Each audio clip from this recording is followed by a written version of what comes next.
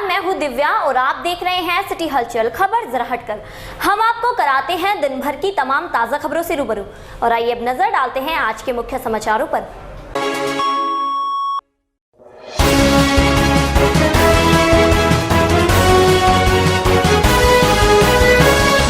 SSP अनंत देव तिवारी के आदेशों पर चलाए जा रहे शातिर धरपकड़ अभियान के तहत रतनपुरी पुलिस को बड़ी सफलता मिली, जहां रतनपुरी थानाध्यक्ष वीरेंद्र कसाना ने मुखबिर की सूचना पर पुलिस टीम के साथ मिलकर चेकिंग अभियान चलाया।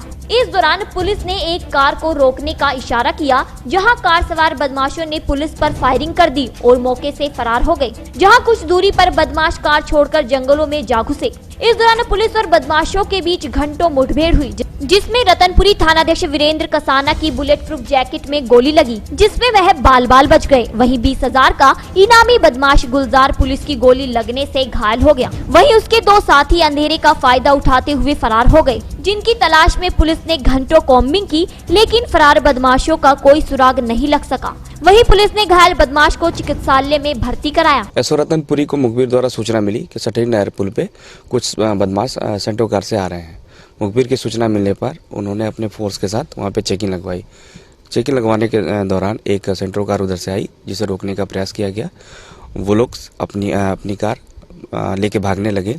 वो भागते समय मोहम्मदपुर माफी गांव की तरफ आए। वहाँ हमारे इंस्पेक्टर साहब भी उसका पीछा करते हुए आए और रोकने का प्रयास किया, तो वो लोग पुलिस पर फायर किए। फायर के उपरांत इंस्पेक्टर साहब भी बीच बचाव करते हुए अपना वो भी बदमाशों की तरफ फायर किए, जिसमें एक बदमाश घायल हो गया और 2 फरार हो गए।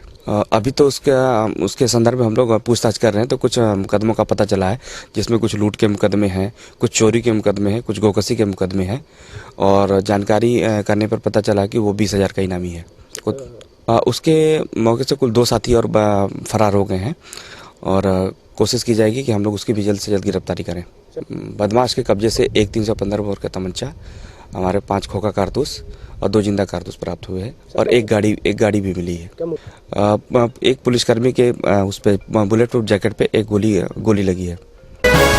शनिवार को नगर में बालाजी जन्मोत्सव बड़े ही धूमधाम के साथ मनाया गया, जहां नई मंडी स्थित बालाजी धाम से महाआरती के उपरांत शोभा यात्रा का आयोजन किया गया, जिसमें अनेकों बैंड और झांकियां आकर्षण का केंद्र बनी रही। इस दौरान हजारों की संख्या में श्रद्धालु शोभा यात्रा में शामिल हुए, जहां भगवान बालाजी के रथ को श्रद्धालुओं द्वारा खींचा गया। वहीं नई मंडी सहित नगर के सभी मार्गों पर श्रद्धालुओं द्वारा प्रसाद वितरण किया गया, जिसमें श्रद्धालुओं ने प्रसाद ग्रहण किया। यह शोभा यात्रा प्रत्येक वर्ष की भांति नगर के मुख्य मार्गों से निकाली जाएगी। शोभा यात्रा में पुलिस प्रशासन द्वारा सुरक्षा व्यवस्था के पुख्ता इंतजाम किए गए थे, जहां भारी संख्या में पीएससी और पुलिस बल तैनात रहा।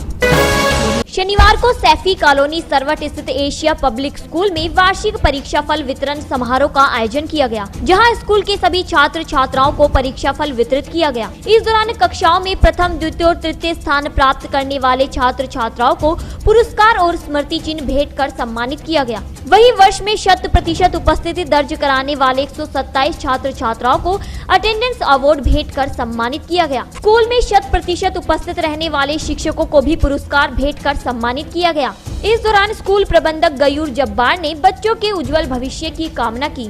आज हमारे यहाँ फाइनल अवार्ड सेरेमनी हुई है, जिसमें हमारे यहाँ के बहुत सारे स्टूडेंट्स ने अचीवमेंट किया था। फाइनल एग्ज़ाम्स हुए हैं, उसका सेरेमनी करी गई है और उसी में हमने अवार्ड दिए हैं। मेन चीफ गेस्ट आए हुए हैं, उन्होंने हमारे यहाँ के स्कूल के बच्चों को पुरस्कृत किया है। बहुत स्टूडेंट्स हमारे टॉपर्स स्टूडेंट की लिस्ट में आए हैं, जिन्हें एशिया स्टार भी दिया गया है। एशिया स्टार के स्टूडेंट्स हैं। मुख्य अतिथि के रूप में हमारे गेस्ट ने हमारे बच्चों को बहुत प्रोत्साहित किया है और अटेंडेंस अवार्ड हमारे यहाँ दिया जाता है, जिसमें इस साल हमारे यहाँ अटेंडेंस अवार्ड में 128 बच्चों ने अटेंडेंस अवार्ड लिया है और साथ ही साथ टॉप 10 स्टूडेंट्स रहे हैं। हर क्लास में से हमने 3 स्टूडेंट्स को टॉप 10 में लिया है, जिसके लिए हमने प्राइज़ दिया गया है। और मेधावी बच्चों के लिए हम आगे भी ये कोशिश कर रहे हैं कि अपने स्कूल को और अच्छे से अच्छे मेहनत करें और अच्छी पोजीशन पर लेकर जाए। उसके लिए हम यहाँ से बच्चों को अलीगढ़ के लिए भी भेजते हैं। उसकी भी हमने एक्स्ट्रा क्लासेस दी गई थी, वो उसमें माशाल्लाह हमारे बच्चों ने बहुत अच्छा रिज़ल्ट दिया है। और आगे भी हम कोशिश ये कर रहे हैं कि हमारे जामिया मिलिया यूनिवर्सिटी के लिए भी बच्चे जाएं और वहाँ पे भी अपना नाम, हमारे नाम, स्कूल का नाम रोशन करें।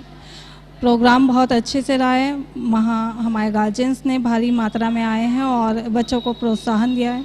हमारे प्रबंधक महोदय गयूर साहब जी और प्रिंसिपल साहब नईम सर, वे वहीं पर अभी बिज़ी है, प्रोग्राम चल रहा है। तो इसके तहत प्रोग्राम बहुत अच्छे से अपने इख्तिताम पर पहुंच रहा है और ये हम चाहेंगे कि आगे भी ये प्रोग्राम ऐसे ही बहुत अच्छे से कोशिश करते रहेंगे, हमारे स्कूल का नाम रोशन होता रहे। मुझे ऐसे अवार्ड मिला है और ये स्कूल में भी बहुत मेहनत होती है और घर पे भी हम करते हैं। स्कूल का एम ये रहता है कि 1 मिनट भी वेस्ट ना हो हमारी, और हम घर पे भी खुद से भी मेहनत करते हैं। पर ये जो मिला है ये स्कूल की देन है। एशिया पब्लिक स्कूल में टीचर बहुत लेवल से, उनका एम रहता है कि हम 1 भी मिनट वेस्ट ना करें और हम जो सीखे बिल्कुल सही सीखें। वो एक वर्ड हमें समझाते हैं, वर्ड टू वर्ड हमें सब कुछ बताते हैं। हमारे स्कूल में बहुत अच्छी पढ़ाई होती है, बहुत वेल एजुकेटेड टीचर्स हैं यहाँ पर, बहुत लेबरर्स हैं, हमारे साथ बहुत मेहनत करते हैं। हमारा एशिया पब्लिक स्कूल हमारे स्कूल का नेम है और मैंने अभी तक तो कहीं नहीं देखा कि यहाँ वर्ड टू वर्ड पढ़ाते हैं टीचर्स, और बहुत ही मेहनत से पढ़ाते हैं। बहुत अच्छा कोऑपरेशन है टीचर्स का हमारे साथ, और ये जो एशिया स्टार अवार्ड हमें मिला है हमारे टीचर्स की ही मेहनत है और हमारे स्कूल की बदौलत हमें एशिया स्टार अवार्ड मिला। एशिया स्टार अवार्ड हम बहुत खुश हैं कि हमें एशिया स्टार अवार्ड में सिलेक्ट किया गया, और हमने AMU का एग्ज़ाम दिया था, उसमें हमने हाईएस्ट मार्क हासिल किए, इस वजह से हमें एशिया स्टार अवार्ड मिला।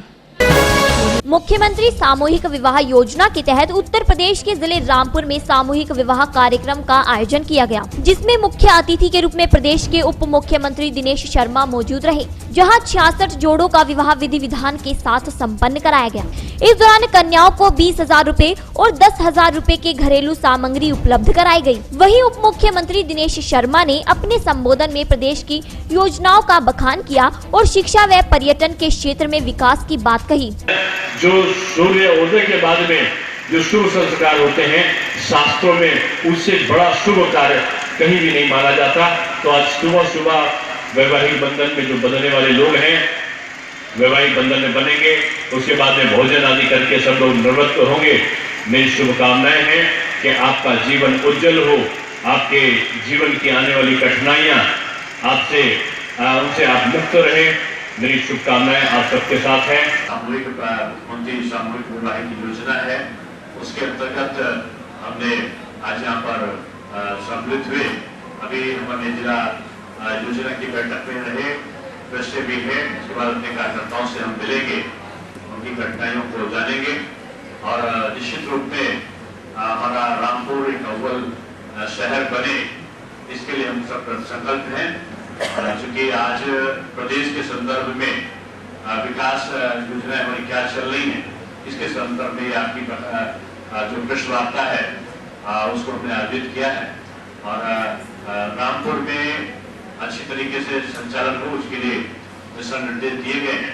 आक्रमण कोई अधिकारी अगर हो तो 2 निर्देश हमने दिया है कि बगैर बताए अनुपस्थित होने वाला कोई भी अधिकारी हो उसके निलंबन की कार्रवाई करेंगे।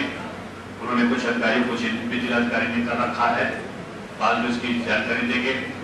अगर कोई अधिकारी आक्रमणता के कारण बैठता है और अपने बहाने लेता है विभिन्न कारणों से अनुपस्थित में और उसकी आयु की सीमा 50 वर्ष से ऊपर है, तो ऐसे लोगों की सूची भी हमने बनाने के कहा है कि आप उनकी सूची बनाकर उनको अनिवार्य रिटायरमेंट है उसकी जो नियमानुसार कार्रवाई है वो सुनिश्चित कराएं। क्योंकि रामपुर में कुछ जगहों पर शिथिलता की कुछ जगह पर शिकायतें मिली थी। अभी बैठक में तो हमने निर्देश दिया है कि जहाँ कमी है उसका शबरी बनाकर वो प्रदेश शासन में लाएंगे। अधिकारियों की कमी एक बहुत बड़ा कारण है, लेकिन मुझे खुशी है कि सारी चीजों में भी कानून व्यवस्था में काफी सुधार हुआ है। जिला प्रशासन के कार्यों में भी गतिशीलता धीरे धीरे बढ़ रही है। हमारे जनप्रतिनिधियों के साथ में बैठकें हों, उनका संवादहीनता का भाव समाप्त हो। जो कार्यक्रम केंद्र और प्रदेश सरकार के हैं उनमें जनप्रतिनिधियों की सहभागिता हो, ये सब हमने आज की बैठक में निर्देश दिए हैं। जिला योजना बैठक में क्या चीज हुआ होगा ये बुकलेट बाद में मेरे जाने के बाद में जिला प्रशासन से शाम तक सूचना अधिकारी आपको उपलब्ध करा देंगे। बाकी जितनी चीजें थी भी मैं जब बोला प्रवास होगा तो निश्चित रूप में निचले स्तर तक जाने के बाद कार्यकर्ताओं के बीच में, जनता के बीच में तीन घटनाएं अभी भी मैं जानूंगा, उसके अनुसार अगला कार्यक्रम तय करेंगे। मैंने भी बताया कि मैंने जो निर्देश दिए हैं उसमें कुछ मैंने नोट भी किए हैं। जिलाधिकारी जी को मैंने कहा है कि जैसे आपका ईओ में कमी है, आपके स्वास्थ्य केंद्रों में कमी है, बेसिक शिक्षा के टीचर्स में कमी है, तहसीलदार बीडीओ और डीडीओ में कमी है, तो इनकी एक विभागवार सूची वो प्रशासन को उपलब्ध कराएंगे और उसकी एक प्रतिलिपि मुझे भी देंगे। आज हमने बैठक में निश्चय किया है। मैं बात सही है कि उद्योग धंधे पहले की अपेक्षा जो हमारे गति है पहले भी कम थे यहाँ पर, और उनकी सबकी अपेक्षा यही है कि पहले से ज्यादा उद्योग यहाँ पर लगे। मैंने भी जिलाधिकारी जी को कहा है कि कौन से उद्योग यहाँ पर लग सकते हैं, उनकी संभावनाओं के बारे में प्रदेश के औद्योगिक विभाग को बताएं। और अगर तमाम इन्वेस्टर्स ऐसे हैं जो हमारे तराई क्षेत्रों में अपने उद्योग लगाना चाहते हैं, तो इन्वेस्टर्स मीट के सारे प्रस्ताव आ जाने के बाद उनमें से कौन से लोगों को हम सहूलियत दे सकते हैं, रामपुर की प्राथमिकता हो सकती है, तो ये चिन्हित होने के बाद हम बता सकते हैं कि कौन सा उद्योग ज्यादा लगे।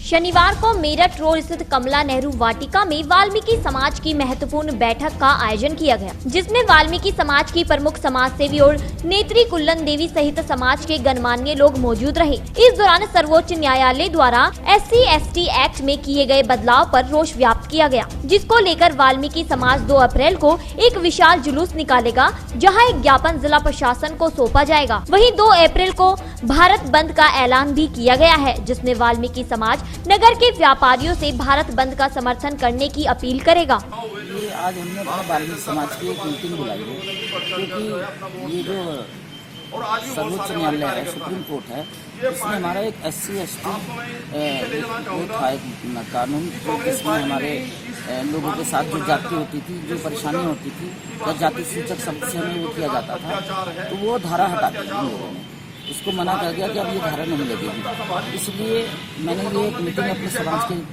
लोगों की बुलाई है और हम 2 तारीख को एक जुलूस निकालेंगे। उस जुलूस को DM साहब को हम ज्ञापन देंगे। ये जो हमारा शोषण किया जा रहा है, एक ही तो हमारे पास एक चीज़ थी ऐसी जिसके द्वारा हम क्या कहते हैं दूसरे लोगों पर हमारा मुकदमा कायम हो जाता था, और वो भी सुप्रीम कोर्ट द्वारा यानी कि की तो सरकार नहीं है, सरकार की मर्जी से हुआ, लेकिन कार्रवाई उन्होंने सुप्रीम कोर्ट के द्वारा है। इसलिए अभी तो हमारा 2 तारीख को जुलूस है, और उसके बाद अगर हमारी कोई बात नहीं सुनी जाती तो उसके बाद हम उग्र से उग्र आंदोलन करने के लिए तत्पर हैं। 2 तारीख को भारत बंद का ऐलान भी है, और मैं भी यहाँ प्रार्थना करूंगी बाजार वालों से कि भाई हमारी बात का समर्थन करते हुए वो भी बाजार बंद रखें। वैसे हम बहुत शांतिप्रिय तरीके से जुलूस ले जाएंगे, DM साहब को अपना ज्ञापन देंगे, ना ही हमारे किसी से कोई रंजिश है, ना हम किसी को कोई परेशान करना चाहते, लेकिन अगर ये हमारी बात नहीं मानी गई तो उसके बाद पूरे देश में उग्र आंदोलन होगा। शनिवार को इंदिरा कॉलोनी स्थित सिटी चिल्ड्रन पब्लिक स्कूल का वार्षिकोत्सव बड़े ही हर्षोल्लास के साथ मनाया गया, जिसमें बच्चों द्वारा अनेकों सांस्कृतिक कार्यक्रम प्रस्तुत किए गए। वहीं बच्चों के द्वारा अपनी प्रतिभा का प्रदर्शन किया गया। इस दौरान बच्चों का वार्षिक परीक्षा फल भी घोषित किया गया, जहां बच्चों को पुरस्कार वितरण भी किया गया, जहां कक्षाओं में प्रथम, द्वितीय और तृतीय स्थान प्राप्त करने वाले छात्र छात्राओं को पुरस्कार भी भेंट किए गए। कार्यक्रम में बच्चों के अभिभावक गण भी मौजूद रहे। इस दौरान विद्यालय के शिक्षक गणों को भी पुरस्कृत किया गया। सर, आज हमारे वार्षिक उत्सव के साथ साथ रिजल्ट डिक्लेरेशन का प्रोग्राम भी मनाया गया है, जिसमें कुछ बच्चों ने अपने टैलेंट को बहुत अच्छे तरीके से सभी गार्जियंस के सामने प्रस्तुत किया है। बहुत ही अच्छे कार्यक्रम प्रस्तुत किए हैं, और इसी के साथ पूरे वर्ष में जिन बच्चों ने विभिन्न प्रकार के कॉम्पिटिशन्स में पार्टिसिपेट किया है, उन्हें भी सर्व सम्मानित विनर घोषित करके उपहारों से विसर्जित किया गया है। श्री चिल्ड्रन पब्लिक स्कूल में आज प्ले क्लास से लेकर 8th क्लास तक के स्टूडेंटों को सम्मानित किया गया है। आज के कार्यक्रम के मुख्य अतिथि श्री संदीप जी थे। शनिवार को मेरठ रोड स्थित जीआईसी मैदान में महिला समाख्या द्वारा महिला सम्मेलन का आयोजन किया गया, जिसमें भारी संख्या में ग्रामीण ब्लॉक की महिलाओं ने हिस्सा लिया। इस दौरान महिलाओं को महिला सशक्तिकरण और उनके अधिकारों के प्रति जागरूक किया गया। इस दौरान महिलाओं की ब्लॉक स्तर पर टीम तैयार की गई। यह टीम अपने ब्लॉक के गाँव में जाकर बैठक का आयोजन करेगी और महिलाओं को जागरूक करेगी। महिला समाख्या मुजफ्फरनगर से और मुझ पे जिला शामली का प्रभार है।